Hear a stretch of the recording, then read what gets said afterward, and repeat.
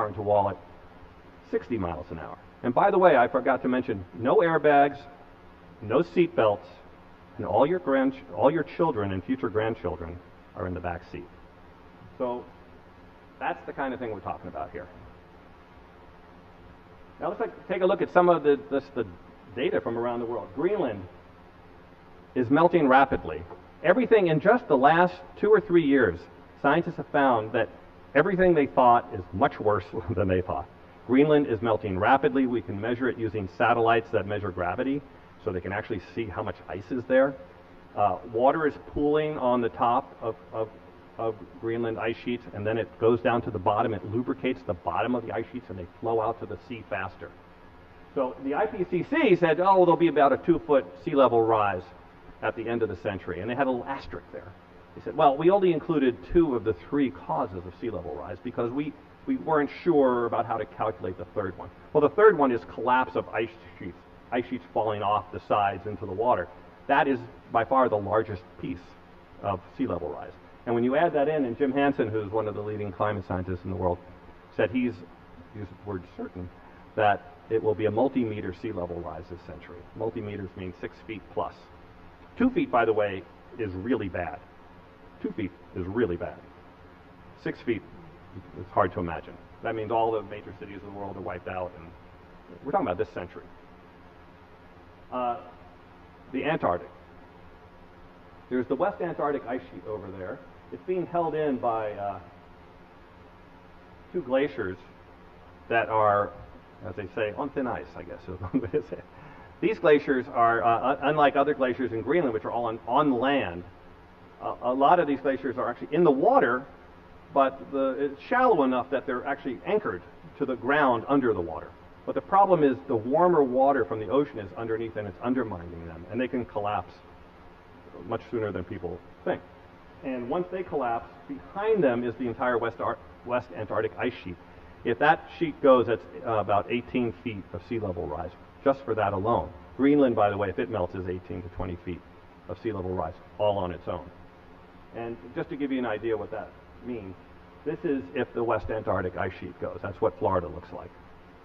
By the way, Florida is going to look like that next couple hundred years, certainly, but this is possible in the next 100 years. Not likely, because this is, again, the predictions are more in the 6 feet range for this century. But again, everything we're learning, it goes faster and faster and faster. Even in the last couple of weeks, the data from the West Antarctic ice, there was articles about how it's melting 4 times faster than they originally thought. So we really don't know, but this is a reality. And by the way, the time to stop buying Florida real estate is now. Not that this is going to happen soon, but as soon as everybody realizes this is going to happen, that's when the price drops, right? I can tell you now this is going to happen. And it's going to become conventional wisdom in a little while, but not cool. It takes a while. It's not a secret, though. And by the way, oceans will rise. This is not prediction. This is historical data. This says at different CO2 concentrations, we're currently around here, this is what the ocean level was. So it says, and everyone, the scientists are saying, we better stop at 550 parts per million. Now they're saying 450. And actually, Jim Hansen says we have to stop at 350. We're already at 387. He says we can't go above 350. We have to go back. But if we went to 550, that says the sea level was 150 feet higher than today.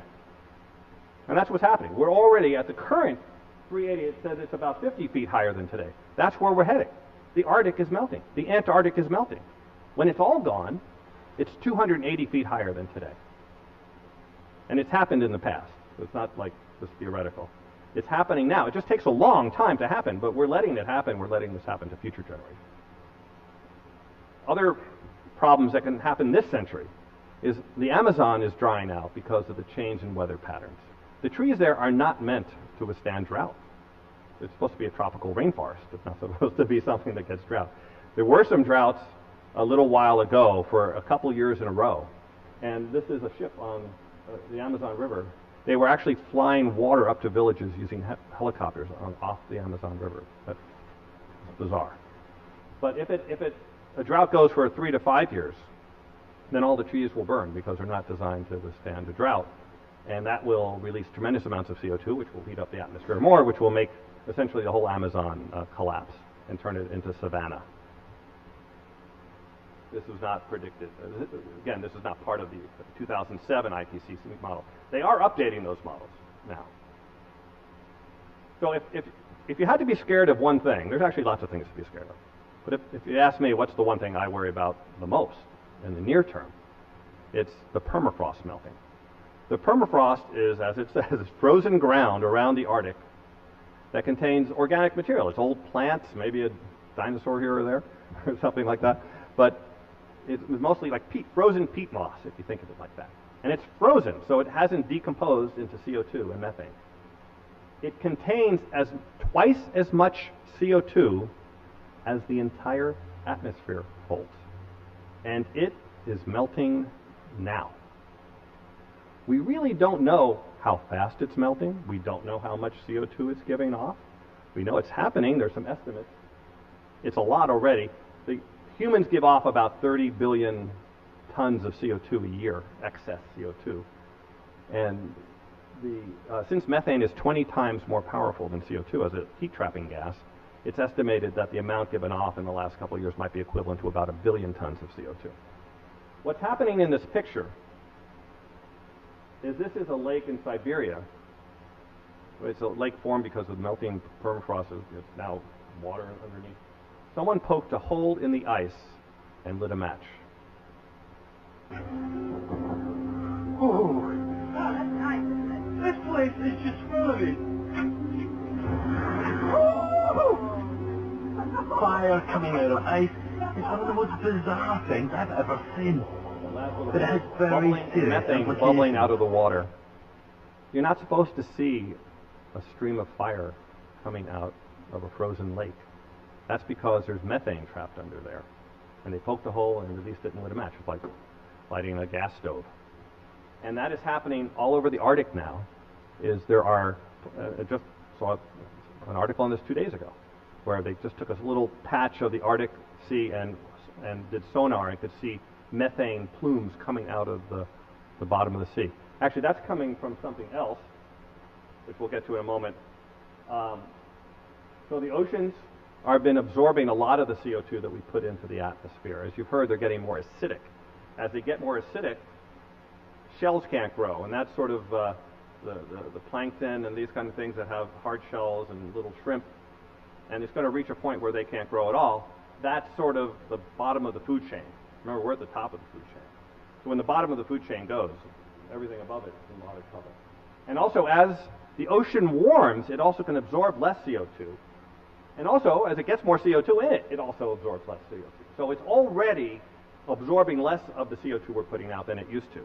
And it could get to the point where it gets so bad, it actually starts giving off CO2. If that ever happens, that's game over. This is not, one of the scientists at UC Berkeley that studies this, that this is not like the nearest term thing to worry about. This is a longer term thing to worry about. But certainly just the fact it's absorbing less CO2 is a problem, because that means when we cut back our CO2, which we have to do, we have to cut it back more than we think, because the ocean isn't helping us as much as it used to. So this is the one I wanted to get to about what the bubbling, there's another source of methane. It's stored, there is a tremendous amount of stored methane frozen in ice under the ocean, under high pressure and cold temperatures. That looks like a burning snowball, but that's a methane path rate. And if that ever goes, there's so much of that would release incredible amounts of methane into the atmosphere, and we would be gone pretty soon. Fortunately, most of it's pretty deep, where it's still pretty cold, and the warming that's happening so far is happening more at the surface, so this has not been disturbed. The one place that's an exception is in the Arctic Sea, where it was covered in ice all the time, and now it's not, and so it's warming up fairly rapidly up there, and that's where they've been measuring this methane coming out a lot, but most of it gets absorbed by the ocean before it reaches the surface and doesn't get into the atmosphere. But it also makes the ocean more acidic, too, at the same time. So this one is something to worry about, but not as near-term problem as the permafrost, although we're learning more about this all the time.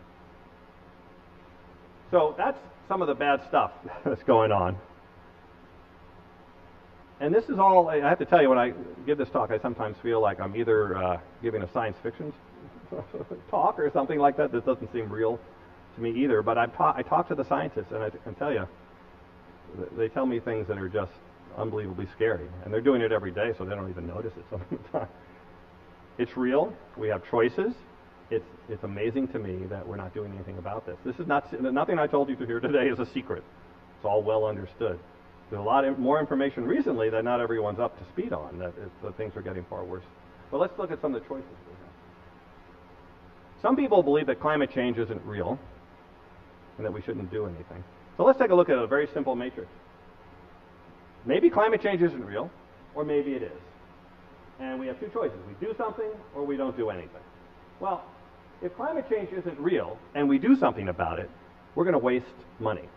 Now, we'll develop new technology and the world will be better for other reasons, but there's no problem to solve. Now, of course, I don't believe that, but still, if you want to look at it that way. Now, if we don't do anything and climate change isn't real, well, life just goes on, and we'll still be better off anyway because we're going to run out of oil and things like that, but putting those energy security things aside.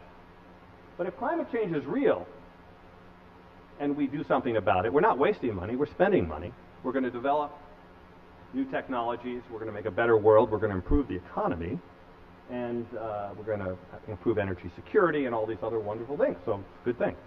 Well, if climate change is real and we don't do something about it, billions of people are going to die. There's going to be wars everywhere over resources. Famine and drought, which is beginning already. By the way, food production around the world has been dropping for the last few years because of climate change. We've been eating more grain than we've been growing for the last few years. There already is tremendous flooding and drought in different parts of the world. It will be the end of the world as we know it, essentially the collapse of civilization. There won't be any economy. It'll be, again, a Mad Max kind of existence. I don't think that's a good choice. And unfortunately, the scientists tell us the first column is not true. So we're really left with just one choice. Now, this amazes me that we all know that this is, pretty factual stuff here. Yet we're not doing anything. And why? So I started looking into reading up on the psychology of climate change. And it turns out they've done some studies on this. It turns out that we've evolved over millions of years to act on certain information and to ignore others. And that's actually a useful thing for evolution. If you're reacting to everything, you won't focus on the important things, and your species will die out. So we learn to react, humans learn to react to certain kinds of threats. They have 6 characteristics.